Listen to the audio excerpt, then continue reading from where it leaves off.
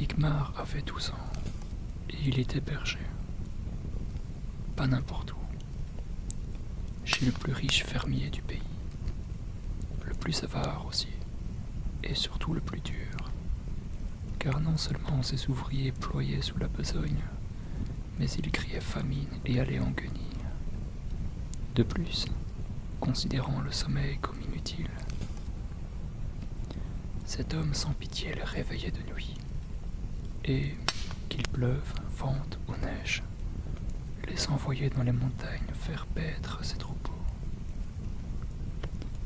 Une nuit d'hiver, donc, Igmar, les yeux encore bouffis de fatigue, tapait le sol des talons pour se réchauffer, lorsqu'une lueur dans les ténèbres attira son attention. Elle provenait d'un puits asséché, situé non loin de la bergerie. Tapi dans l'ombre, il observait le curieux phénomène quand il vit une vieille femme se hisser hors du trou.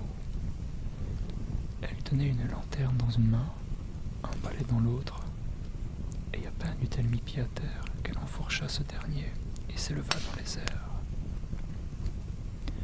Igmar en conclut donc qu'il s'agissait d'une sorcière, et l'envie le prit d'explorer l'antre de celle-ci en son absence. Sitôt dit, sitôt fait.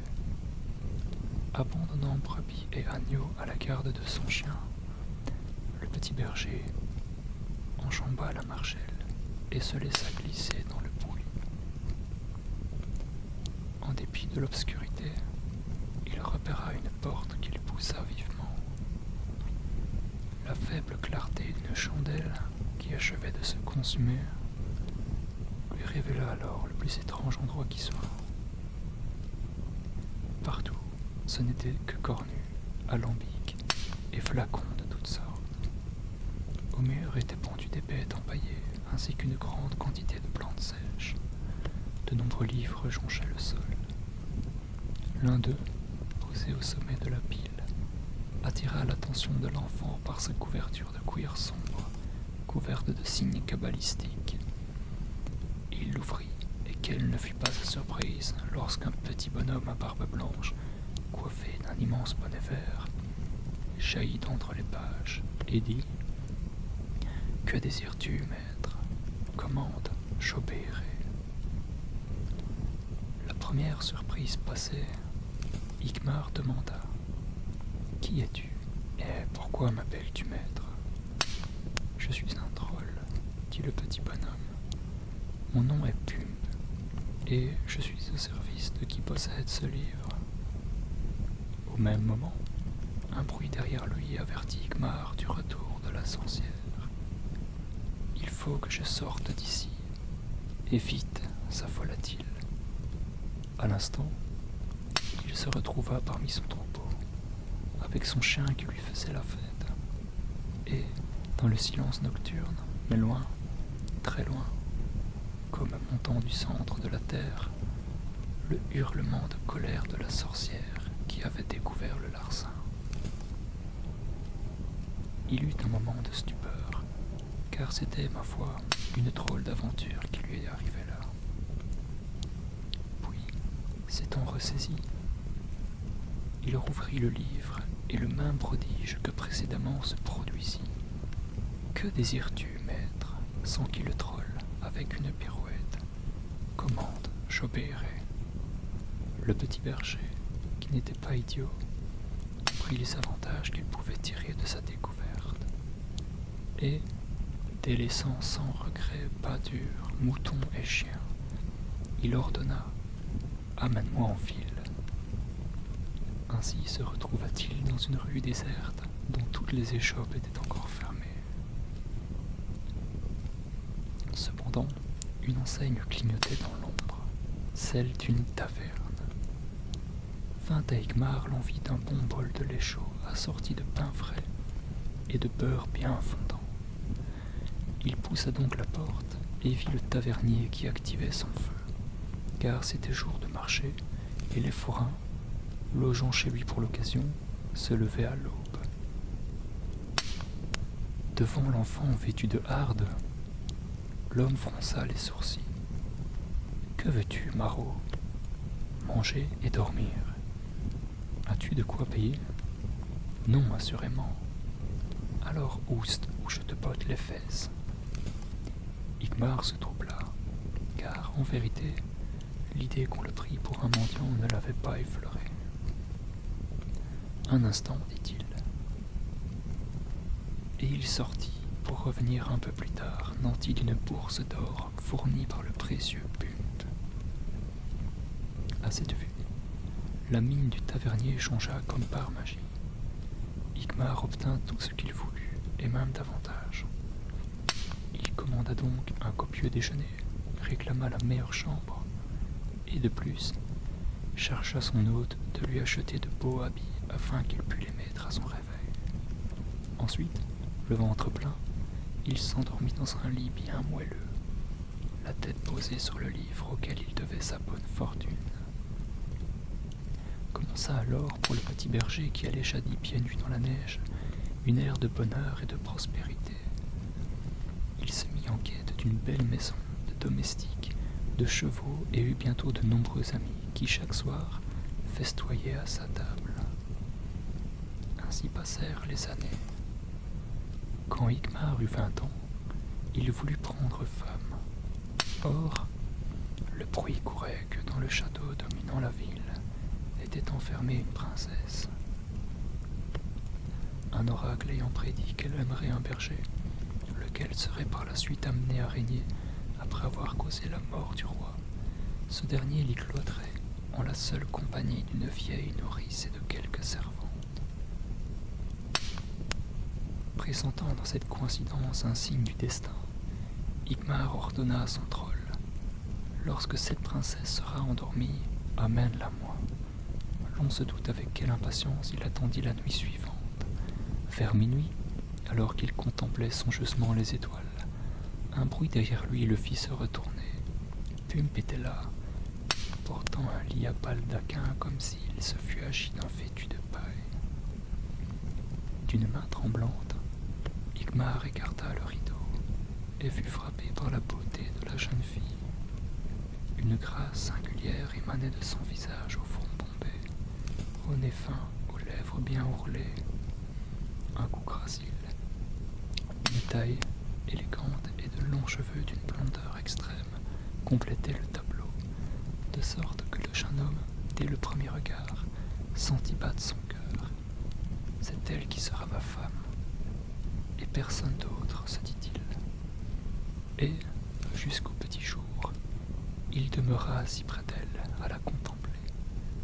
Lorsque la princesse, revenue entre-temps dans sa tour, s'éveilla, elle dit à sa nourrice: « J'ai fait un rêve étrange. Mon lit traversait l'espace à la vitesse du vent et pénétrait dans une grande maison. Là, un jeune homme au regard de braise me regardait dormir. C'est de votre âge, répondit la nourrice, qui connaissait la vie. Cependant, le même soir, Igmar, qui n'avait cessé de penser à la princesse, voulut que Pump la lui amenât à nouveau. Et cette fois, il ne se contenta pas de la regarder, mais lui frôla la main du bout des doigts, ce qui la fit sourire dans son sommeil. « J'ai fait un rêve encore plus étrange qu'hier, dit la princesse à sa nourrice, le lendemain matin. Le jeune homme aux yeux de braise me caressait la main. C'est de votre âge, répondit la nourrice, qui avait en son temps connu ce genre d'émoi. La même scène se reproduisit, mais l'audace venant, ce ne furent plus ses doigts qu'Igmar posa sur la main de la princesse, mais ses lèvres. Celle-ci eut un rire très doux dans son sommeil. J'ai fait un rêve encore plus étrange que les deux précédents, dit-elle à sa nourrice le lendemain matin. Le jeune homme aux yeux de braise embrassait ma main. La nourrice ne répondit rien, mais conçut des soupçons, car les joues de la princesse étaient d'un rose ardent et ses yeux brillaient comme des étoiles. Aussi glissa-t-elle sous le matelas un petit sac de sable qu'elle prit soin de trouer afin qu'il répandît son contenu peu à peu. De sorte que quand Pump, comme chaque soir, emporta le lit et son occupante, ce subterfuge le trahit.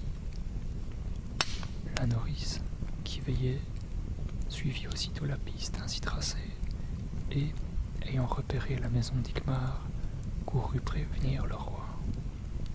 Or, cette nuit-là, ce ne furent pas les doigts de la princesse que baisa le jeune homme aux yeux de braise, mais sa bouche, ce qui la réveilla tout de bon.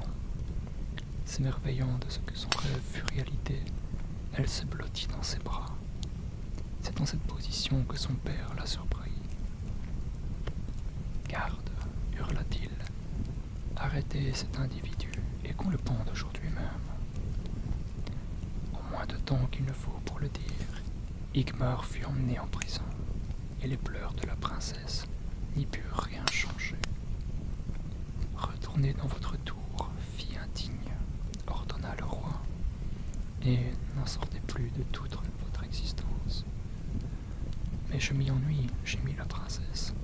« Vous n'avez qu'à lire, répondit le roi, et, avisant le livre qui traînait sur la table, il le lui tendit.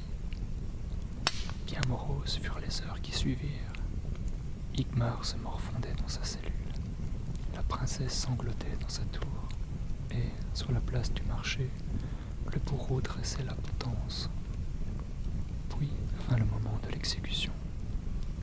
Devant la foule en liesse, car le peuple aime le sang dont la vue le distrait de ses propres misères, l'on fit placer le malheureux Igmar sous le gibet. La princesse, agrippée à l'unique fenêtre de sa prison, suivait ces événements avec l'affliction qu'on devine. À l'instant où le bourreau passait la corde au cou de son bien-aimé, un malaise la saisit et elle glissa à terre, faisant tomber le livre qu'elle avait conservé dans son giron. En touchant le sol, celui-ci s'ouvrit et le troll au bonnet vert s'en échappa. « Que désires-tu, maîtresse » demanda-t-il. « Commande, j'obéirai. » Tout d'abord suffoquée, la princesse, qui n'en était plus à un prodige près, s'écria « Sauve le condamné !» Aussitôt, au grand désappointement de tous les spectateurs, Igmar disparut. Une émeute s'ensuivit que la garde eut peine à réprimer et dans laquelle, étouffé par la foule, le roi trouva la mort. Nul ne le regretta, car il opprimait ses sujets et cherchait constamment querelle aux États voisins. Dès lors, comme il n'avait aucun héritier mâle, la princesse lui succéda. Son premier soin fut de gracier Igmar, que Pump avait tout simplement ramené chez lui, puis de lui proposer de partager son trône, ce que, conformément aux prédictions de l'oracle, il accepta. Ils se marièrent donc, gouvernèrent sagement et vécurent longtemps dans un bonheur parfait. Lors, n'ayant rien à désirer qu'ils ne pussent obtenir par eux-mêmes, ils ne firent plus appel au service du troll qui put se rendormir pour l'éternité entre les pages du livre.